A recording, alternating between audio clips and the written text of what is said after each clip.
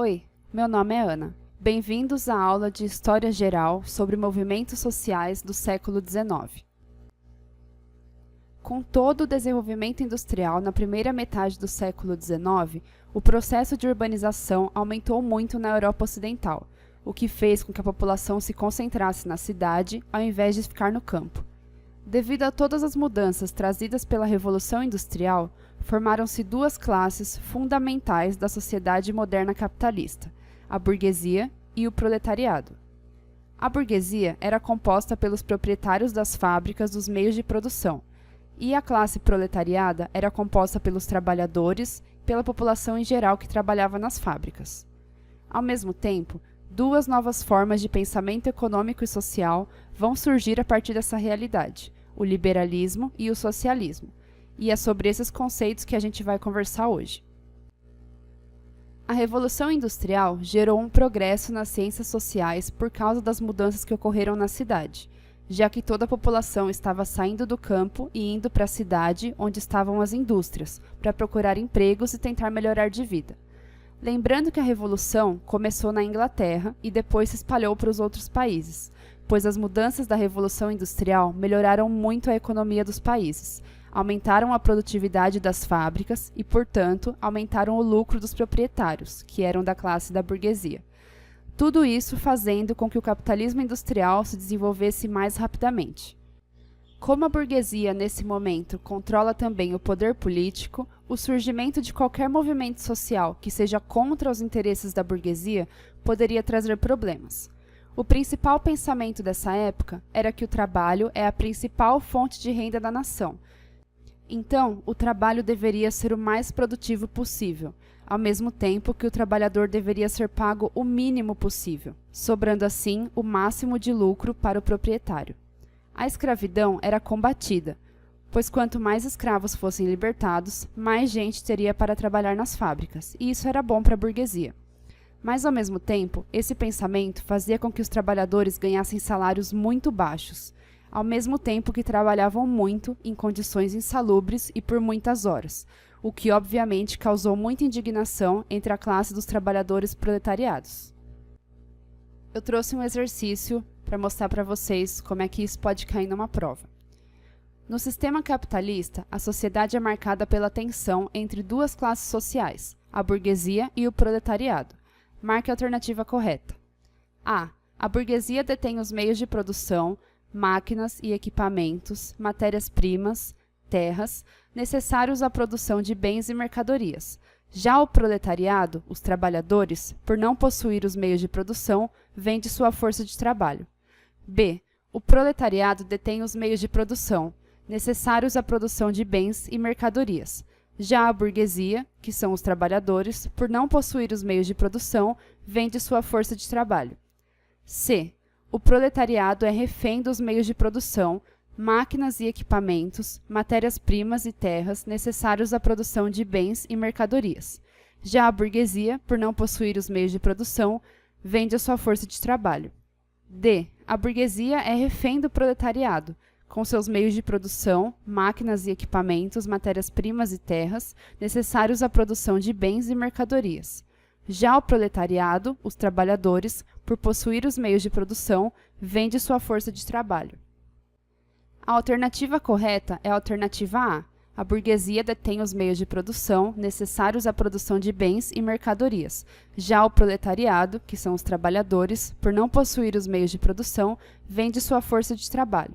A alternativa B está incorreta porque ela já começa falando o proletariado detém os meios de produção, e ele não detém, quem detém é a burguesia, como na alternativa A.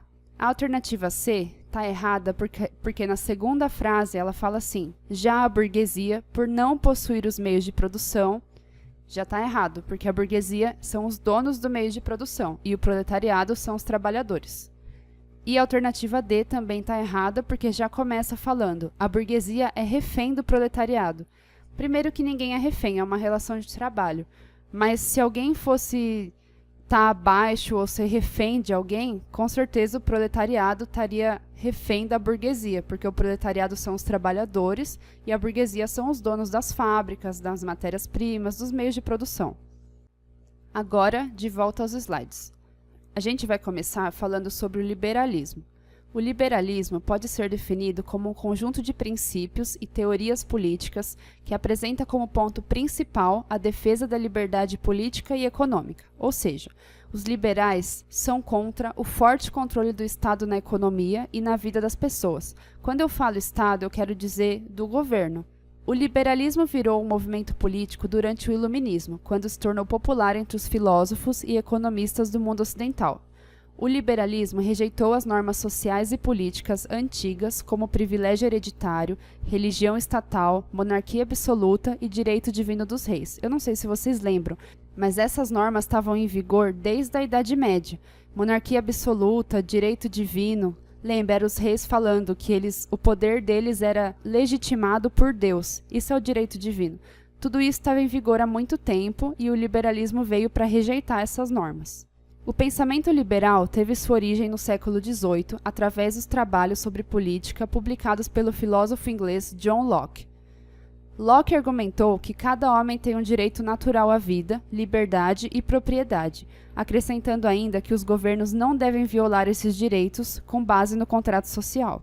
Já no século XVIII, o liberalismo econômico ganhou força com as ideias defendidas pelo filósofo e economista escocês Adam Smith. Os revolucionários da economia francesa usaram a filosofia liberal para justificar a derrubada armada de tudo que eles viram como tirania. O liberalismo começou a se espalhar rapidamente, especialmente depois da Revolução Francesa. No século XIX, foram estabelecidos governos liberais em nações da Europa, América do Sul e América do Norte. Os liberais eram contrários ao conservadorismo tradicional e procuraram substituir o absolutismo no governo pela democracia representativa e pelo Estado de Direito. Já já eu explico para vocês o que é Estado de Direito. Mas só para recapitular o que eu acabei de falar. O liberalismo foi uma ideia usada na Revolução Francesa, que a gente estudou algumas aulas atrás. Eles usaram toda a filosofia liberal para rejeitar a monarquia, o direito divino e todas as outras injustiças que tinham com a população e usaram o liberalismo para justificar a derrubada do rei e todas as revoluções e constituições e tudo o que aconteceu. Se você precisar, volta um pouquinho e revê a aula de Revolução Francesa, tá bom? O liberalismo tem sua base na ideia de liberdade e tem como princípios o individualismo, a propriedade privada, a livre concorrência, o livre mercado, a mínima participação do Estado na economia e o Estado de Direito, que é a mesma coisa que igualdade perante a lei. O individualismo ensina que os indivíduos são uma unidade básica de compreensão, juízo e ação na realidade, significando que os direitos e deveres da sociedade se aplicam ao indivíduo, e não ao coletivo ou a uma população. Propriedade privada é a instituição jurídica que reconhece a exclusividade de uso de um bem material por seu dono. Sobre a livre concorrência, acreditavam que a concorrência entre as indústrias era boa para o progresso econômico, pois se as indústrias precisavam disputar os consumidores, isso seria um incentivo para que elas melhorassem os produtos e abaixassem os preços para venderem mais do que os concorrentes. Sobre o livre mercado, a troca de produtos e serviços na sociedade não deveria ser restrita pela imposição política de interesses particulares, diferente do protecionismo ou do mercantilismo, como a gente também já viu em aulas anteriores. A mínima participação do Estado é aquilo que eu tinha comentado com vocês, que é uma das bases do liberalismo. Eles querem que o Estado interfira o mínimo possível na vida das pessoas e na economia.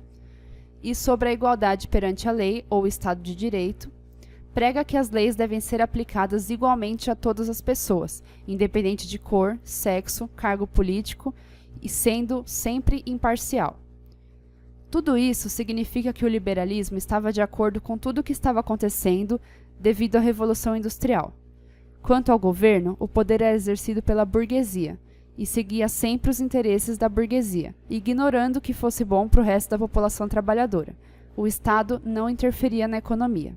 No aspecto político, o liberalismo vai demonstrar que um regime monárquico comandado pelas vontades individuais de um rei não colabora com a garantia da liberdade, pois como o rei tinha todo o poder, isso impediria os princípios de liberdade e igualdade.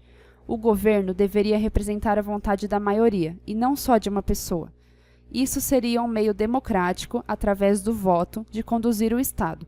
Foi proposto, depois, que o Estado poderia funcionar como representante dos interesses da população, e as leis seriam uma espécie de contrato coletivo, formando um governo voltado para a liberdade e a igualdade entre os indivíduos. Essas foram as bases utilizadas nos governos que adotaram a democracia.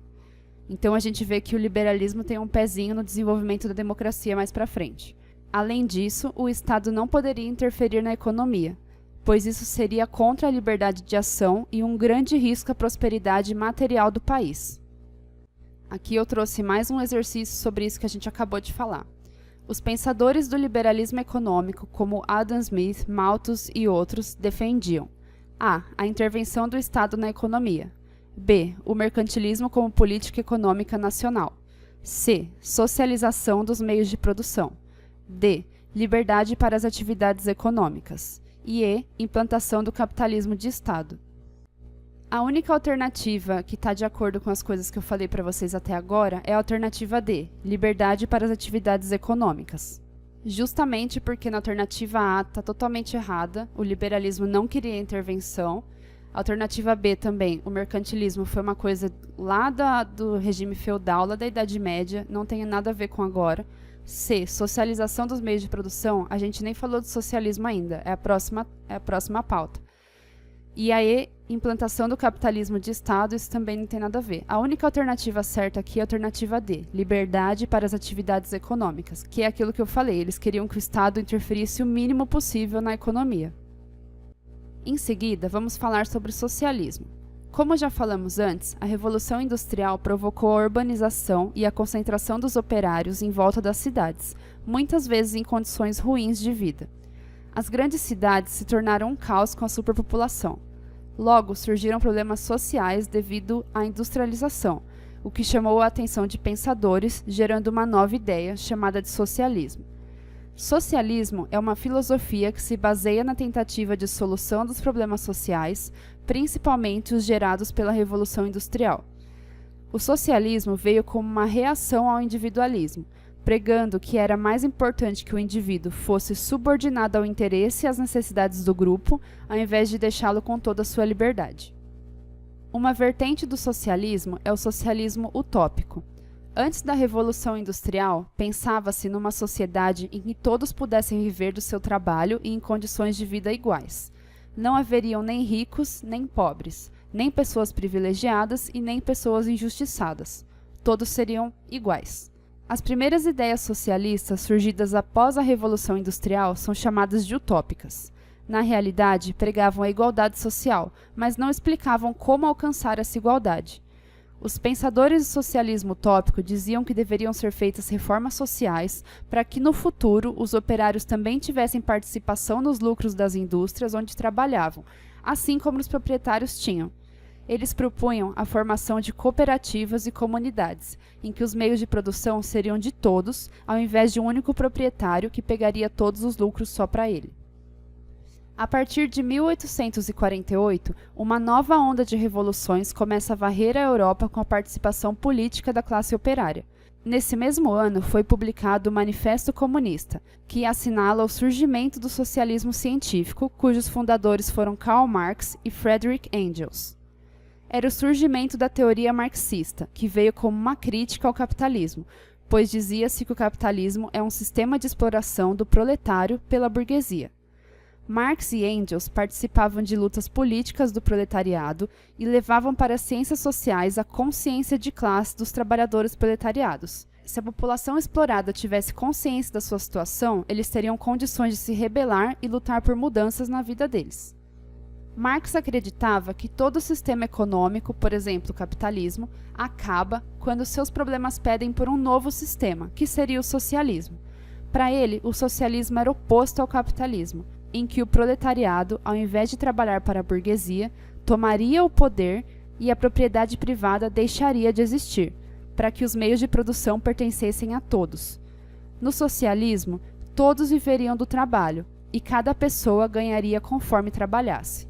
Ou seja, quem trabalhasse mais, ganharia mais.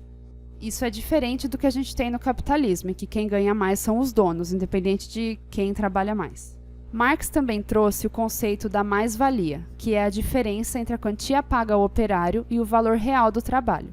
Sempre que uma mercadoria era produzida, havia um operário que tinha trabalhado para produzi-la. Esse operário deveria ser pago pelo seu trabalho na forma de salário. Mas, para que o proprietário da fábrica pudesse ter lucro, ele pagava ao operário um valor menor do que ele deveria pagar. Por exemplo, se um operário deveria receber R$10 pelo trabalho de produzir uma mercadoria, o proprietário pagava a ele só R$7 e ficava com os outros 3. Esses R$3 é o valor chamado de mais-valia. Na realidade, essa mercadoria foi vendida por R$10, mas o proprietário deixou de pagar o valor da mais-valia para aumentar seus próprios lucros. Se a gente somar o valor pago no salário do trabalhador com o valor da mais-valia, o resultado seria o valor real do trabalho, o valor que deveria estar sendo pago ao operário pelo trabalho realizado por ele. Essa teoria da mais-valia de Marx resolveu o mistério de como o trabalho é explorado na sociedade capitalista. Em resumo, o capitalismo se ocupa com a produção de coisas para venda. A gente sabe isso. O valor de uma mercadoria é determinado pelo tempo de trabalho necessário para a sua produção. O trabalhador operário não é dono dos meios de produção, e sim o proprietário burguês. Para viver, o trabalhador tem que vender a única coisa que ele tem, que é a sua força de trabalho. Sua força de trabalho também tem um valor, como se fosse uma mercadoria. Uma mercadoria que o trabalhador vende para o proprietário em troca de salário. Mas ao invés de o patrão pagar o valor total pelo trabalho feito, ele paga só uma parte e retém a outra parte como lucro para si mesmo. Então, a diferença entre o que o trabalhador recebe de salário e o valor pelo qual a mercadoria produzida pelo trabalhador é vendida é chamada de mais-valia. E aqui, mais um exercício para a gente praticar. Sobre o conceito de mais-valia relativa, marque a afirmação correta. A. Mais-valia relativa configura-se quando o dono do capital consegue aumentar a captação de excedente de produção mediante o avanço tecnológico. B. Mais-valia relativa é um conceito que faz referência à condição precária do trabalhador industrial. C. Mais-valia relativa configura-se quando o dono dos meios de produção recolhe o excedente de produção. D. Mais-valia relativa configura-se quando o capitalista aumenta o recolhimento dos excedentes produzidos por meio do aumento da jornada de trabalho. Conforme a gente estava conversando, a alternativa certa é a alternativa A. Mais-valia relativa configura-se quando o dono do capital, que é o burguês, consegue aumentar a captação de excedentes de produção mediante o avanço tecnológico. E aqui, mais um exercício para a gente praticar. Sobre a mais-valia, conceito de Karl Marx, é correto afirmar que A. Trata-se de um engano, uma vez que o lucro captado pelo investidor é gerado por si só a partir da rentabilidade de seus investimentos. B. Está incorreto, pois o patrão partilha de forma igual com seu empregado todos os lucros gerados. C. A concretização da mais-valia relativa está na não diminuição da jornada de trabalho e na manutenção do valor de trabalho aplicado ao produto, independentemente do aumento da produção, pelo avanço tecnológico do maquinário. D. A mais-valia só existe em países atrasados tecnologicamente, em que o investidor é obrigado a explorar seus empregados para poder conseguir algum tipo de lucro. A alternativa certa é a alternativa C. A concretização da mais-valia relativa está na não diminuição da jornada de trabalho e na manutenção do valor do trabalho aplicado ao produto, independentemente do aumento da produção pelo avanço tecnológico do maquinário. Nessa alternativa, ele está dizendo que a mais-valia existe quando não tem diminuição da jornada de trabalho, ou seja, quando o operário trabalha normalmente, não diminui o tempo de trabalho dele, e você mantém o valor do trabalho, mesmo se você tiver um aumento da produção. Então, você mantém o salário que você está pagando para o trabalhador, mesmo que você aumente o número de mercadorias produzidas naquele mesmo período de tempo, sem diminuir a jornada de trabalho dele. Então, assim, foram sendo desenvolvidas novas tecnologias, novas máquinas, que permitiram que o trabalhador produzisse mais rápido as coisas que o burguês pretende vender na fábrica dele. Mesmo com os avanços tecnológicos que permitiram os trabalhadores a produzirem mais, o proprietário burguês continuou pagando a mesma coisa para o trabalhador. É só um jeito diferente de falar sobre aquilo que eu expliquei para vocês no slide anterior, que o proprietário não paga o trabalhador pelo valor real do seu trabalho, ele tira um pouco como lucro, e esse pouco que ele tira é a mais-valia. As outras alternativas não fazem muito sentido. Na letra A, o lucro captado pelo investidor é gerado por si só. Não é gerado por si só. O lucro que ele capta vem do trabalhador, vem de outra pessoa. E o B, pois o patrão partilha de forma igual com seus empregados? Não, o patrão não partilha, o patrão ele lucra. Isso é uma das bases do capitalismo. Quem trabalha tem um salário fixo, independente do quanto produzir, e aí junto com a mais-valia, o proprietário lucra mais. Então, se o proprietário tiver 100 trabalhadores, de cada trabalhador ele vai tirar a mais-valia. Então, ele não divide isso com seus empregados, ele fica com todo o lucro. E a letra D também não faz sentido, porque fala que a mais-valia só existe em países atrasados. E isso não é verdade. A mais-valia existiu desde o começo do capitalismo industrial, na Inglaterra e tudo, e não era atrasado tecnologicamente. Continuando, então, vamos falar um pouquinho sobre o socialismo científico. Quando Karl Marx desenvolveu a teoria socialista, foi criado também o socialismo científico. Os princípios do socialismo científico são modo de produção, luta de classes e mais-valia. Sobre o modo de produção, cada sociedade tem uma forma diferente de produzir o que precisa. Por conta disso, criam-se culturas e relações sociais diferentes. Então, as transformações e mudanças sociais têm por base a economia e o jeito que a sociedade produz. Sobre a luta de classes, Karl Marx prega que a força que move a história humana seria a luta entre as divisões que a sociedade faz entre as pessoas devido ao modo de produção. No caso, a burguesia e o proletariado são classes diferentes. E as grandes transformações na história são produtos das lutas entre as classes. No caso, o socialismo científico prega que a luta entre a classe operária e a classe burguesa, dona dos meios de produção, geraria mudanças na sociedade. E a mais-valia, como já expliquei, em que o salário recebido é inferior ao valor real do trabalho.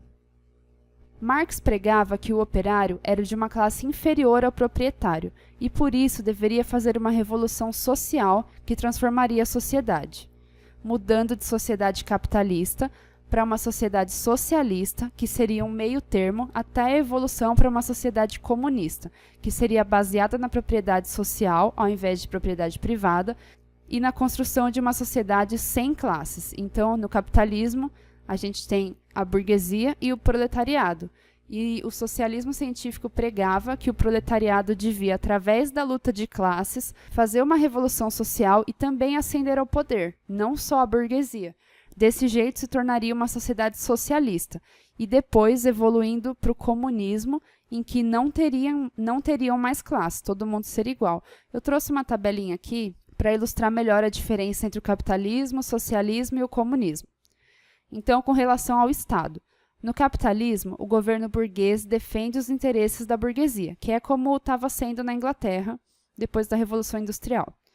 No socialismo, tem a ditadura do proletariado, que é conscientizador. Então, assim, o socialismo veio como forma de dar consciência ao proletariado, dar consciência de que a vida dele não era tão boa, que os lucros estavam sendo todos recolhidos pela burguesia e que ele não estava sendo pago todo o valor que ele deveria ser pago pelo trabalho que ele estava fazendo.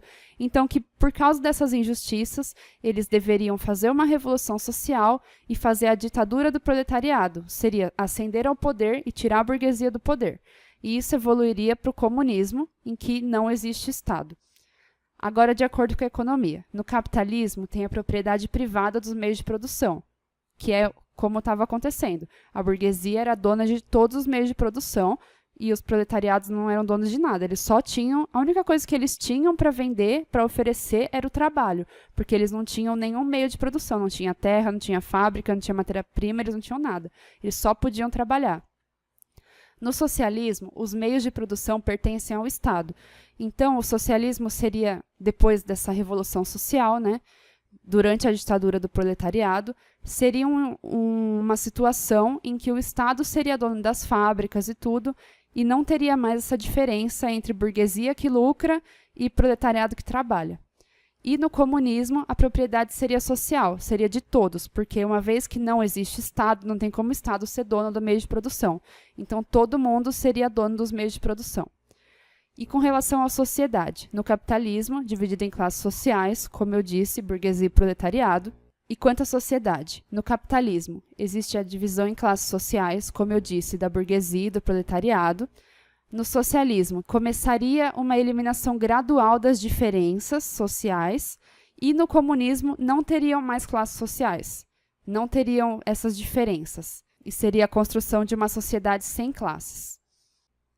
E agora que a gente finalizou a teoria, eu trouxe um último exercício para a gente praticar. O chamado socialismo científico, formulado por Marx e Engels no século XIX, propunha a superação do capitalismo pela ação revolucionária dos trabalhadores, aglutinados em torno de uma organização de pessoas livremente associadas, que seria a cooperativa que eu falei no outro slide. B. A redução do papel do Estado na economia para efetivar o controle direto pelo proletariado sobre os meios de produção. C. A supressão de toda a legislação trabalhista e social, tida como mecanismo de alienação e cooptação do proletariado. D. A realização de sucessivas reformas na estrutura capitalista, possibilitando a gradativa implantação do comunismo avançado. A alternativa certa aqui é a alternativa A, superação do capitalismo pela ação revolucionária dos trabalhadores, que é o que eu disse. Os proletariados fazendo uma revolução social para passar do capitalismo para o socialismo para o comunismo, aglutinados em torno de uma organização de pessoas livremente associadas. Essa alternativa é a certa. A B não faz muito sentido, porque fala da redução do papel do Estado na economia para efetivar o controle direto pelo proletariado. No socialismo científico, não é o proletariado que tem controle, é o Estado. Então, não dá para reduzir o papel do Estado. C. Supressão de toda a legislação trabalhista e social, não era isso que o socialismo pregava. E D. Realização de sucessivas reformas na estrutura capitalista. Não era isso, era uma revolução social para acabar com o capitalismo e fazer a transição do capitalismo para o socialismo para o comunismo. Não eram sucessivas reformas.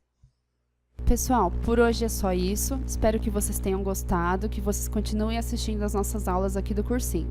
Muito obrigada!